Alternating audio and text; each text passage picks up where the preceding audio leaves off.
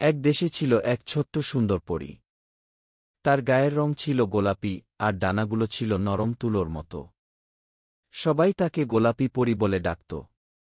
কিন্তু গোলাপি পরীর একটা বাজে স্বভাব ছিল, সে প্রচণ্ড ঘুমপ্রিয়। পরীরা সাধারণত খুব চঞ্চল হয়, আকাশে উড়ে বেড়ায়, ফুলের মধু খায়, আর জাদু করে। কিন্তু গোলাপি পরী সারাদিন শুধু ঘুমাত। তার বন্ধুরা যখন খেলতে ডাকত, সে হাই তুলে বলত, আরে আরেকটু ঘুমিয়ে নেই, তারপর আসছি। কিন্তু সে বেশিরভাগ সময় খেলতে যেতে পারত না, কারণ ঘুম ভাঙতেই সূর্য ডুবে যেত।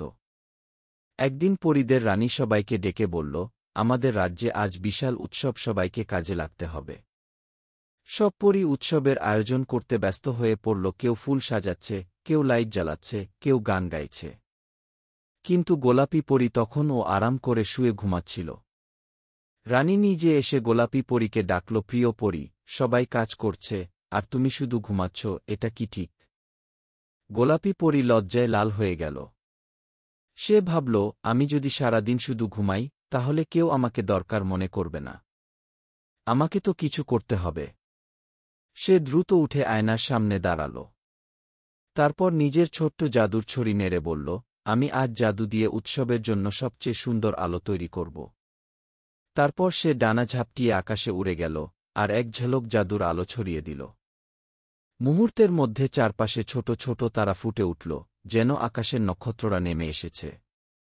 সবাই অবাক হয়ে দেখল, কি সুন্দর ঝলমলে আলোয় উৎসবটা আরও আনন্দময় হয়ে উঠেছে। রানী খুশি হয়ে বলল, গোলাপি পরী, তুমি আজ রাজ্যের সবচেয়ে গুরুত্বপূর্ণ কাজ করলে, এখন সবাই তোমার এই জাদুর কথা মনে রাখবে।